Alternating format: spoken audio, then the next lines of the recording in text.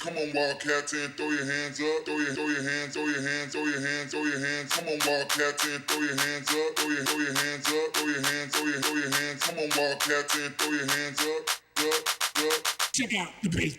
Come on, Wildcats, and throw your hands up. Good evening and welcome to Wildcast. I'm Toby Schmidt. And I'm Michael Hernandez. It's official. The city of Tucson will no longer operate red light and speeding cameras. By a nearly 2-to-1 ratio, Tucsonans voted yes on Prop 201 last Tuesday in favor of banning 8 intersection red light cameras and 2 camera vans around town. The ban will not take full effect until later this month when election results are certified, but the city has already stopped issuing tickets. Last year, red light cameras created over 26,000 tickets and brought in around $2.4 million for the city. If you use a ride booking service such as Uber or Lyft, double-check who's picking you up before getting in the car. The U of A Police Department issued a statement on Friday saying they've been made aware of some instances of imposters posing as Uber and Lyft drivers. UAPD advises that you should not get in the car unless you are sure of the car and driver's identities.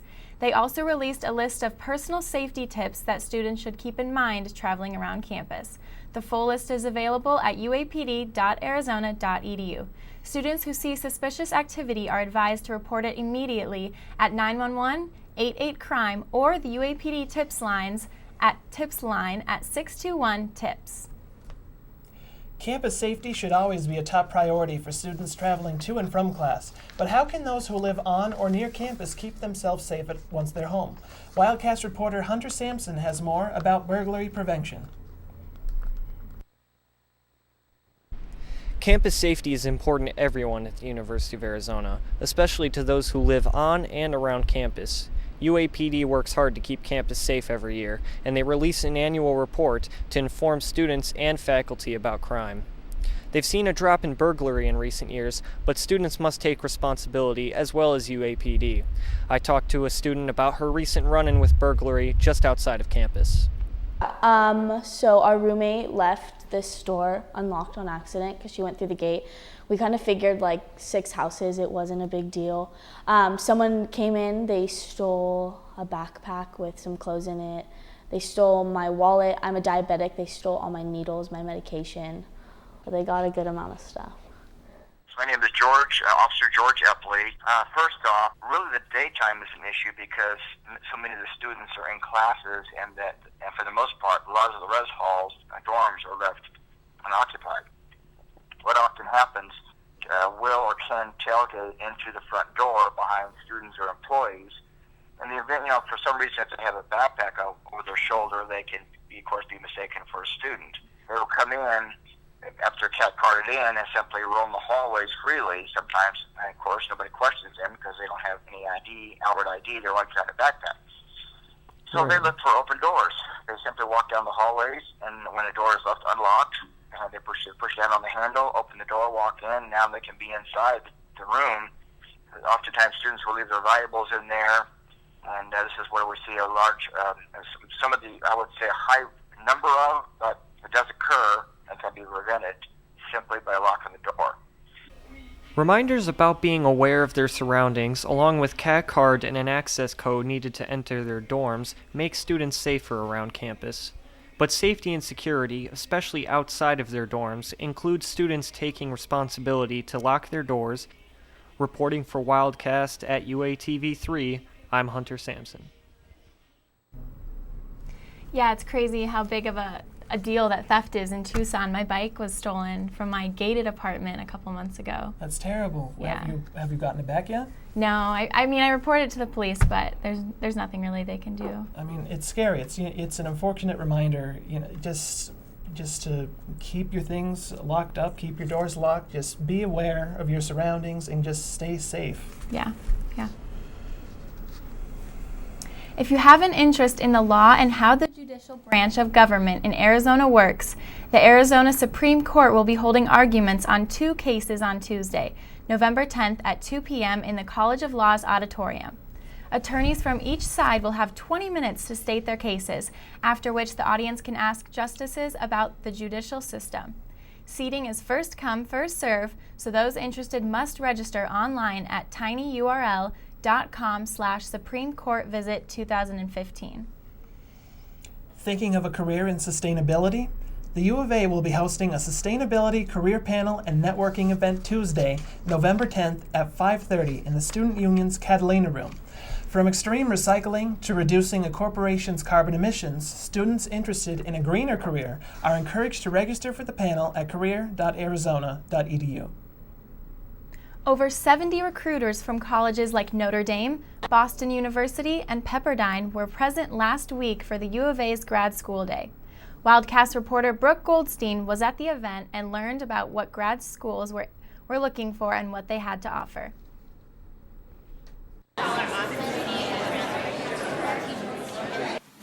Notre Dame, Boston University, NYU, UCLA, and Vanderbilt are just a few of the schools that have made their way over to the University of Arizona campus for Graduate School Day.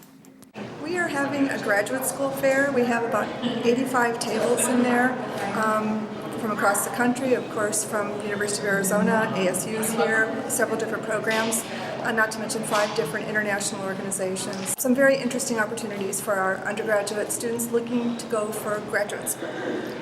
Every year, University of Arizona Career Services hosts UA Graduate Day. Recruiters from all across the country are here to speak with students about their programs. I'm looking for high-caliber, top-notch undergraduate engineering students who are interested in pursuing their master's or PhD. This is an overview of our engineering programs, how to apply, what we look for, funding information, and all of our centers and institutes. I'm here with the University of Arizona Think Tank prep courses. We offer the GRE, the GMAT, and the LSAT prep courses for students interested in taking the exams. We have 2 instructors that work here with the think tank, and we offer all these kinds of materials along with 4 weeks of courses. Students were able to have the opportunity to talk to several different graduate schools and learn more about their programs. Reporting from the University of Arizona, I'm Brooke Goldstein. I'm weather reporter Virginia Beamer. Today was beautiful outside. Today, 79 degrees, sunny and very mild outside. I'll let you know whether or not to expect this nice weather to continue through the week coming up.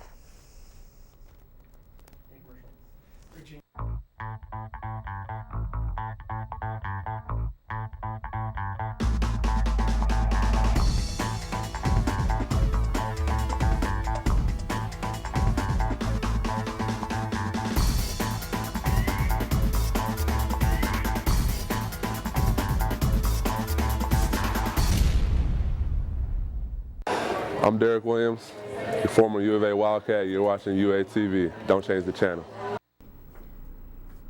Welcome back to Wildcast. The 13th annual Home Movie Day is a worldwide celebration of amateur films and provides people with ways to preserve their old home movies. In partnership with the Department of English, Home Movie Day will be held this Tuesday, November 10th at 6:30 in Special Collections. Anyone who has old home movies shot with Super 8, 8mm, or 16mm film is welcome to bring them for advice on how to store, preserve, and transfer their memories of the past. Tucson Comic Con was in full swing over the weekend for lovers of all things comics, video games, and science fiction. Wildcast reporter Sheridan Fiddleman visited the event and got in touch with their inner cosplayer. The 8th annual Tucson Comic Con was held at the Convention Center over the weekend. The event kicked off November 6th and continued until the 8th. Comic-Con is so much fun. We get a chance to dress up, show our inner geek, show our love for everything that's comic book and sci-fi, and just have a great time. It's almost like an extension of Halloween in a way. It's a place where all your dreams and fantasies can come true for one day. Fans came together and had a great weekend. From costume contests to Star Wars trivia, there was a little something for everybody. There's so much going on, and so many different costumes, so many different booths and vendors and everything everywhere. Comic-Con is a way to bring the world of comics to life. And according to fans, it gives them the opportunity to step out of their own lives and become somebody else for the weekend. This year, Comic-Con was held over the span of 3 days as opposed to when it's normally just 2 days.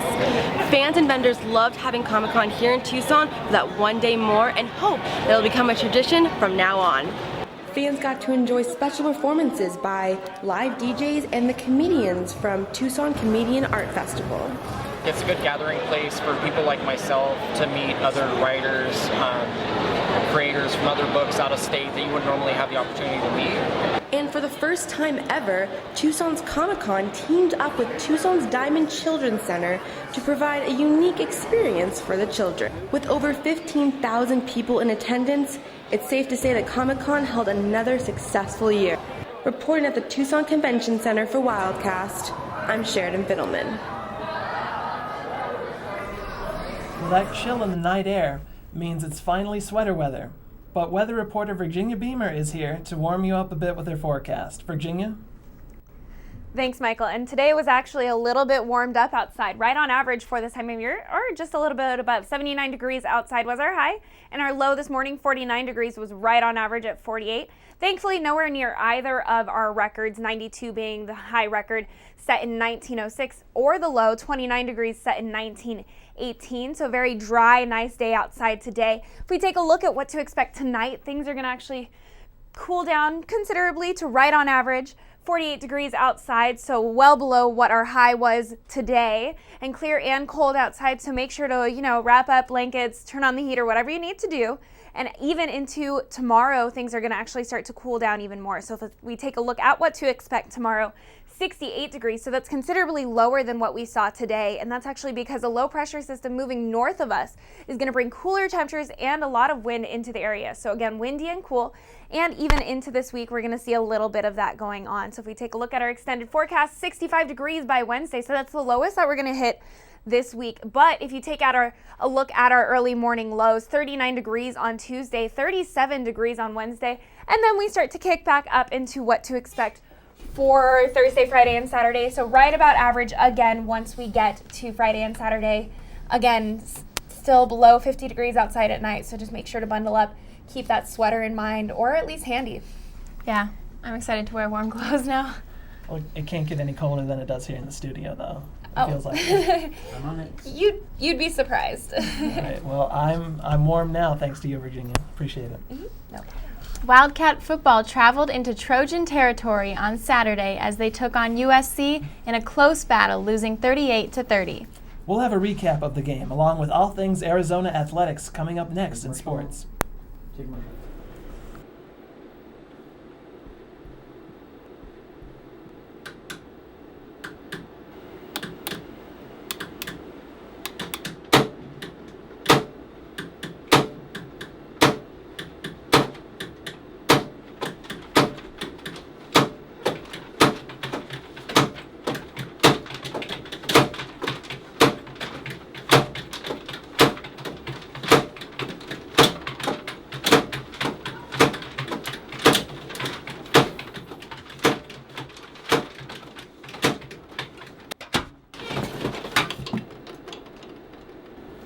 What are you guys doing? Working. Continue.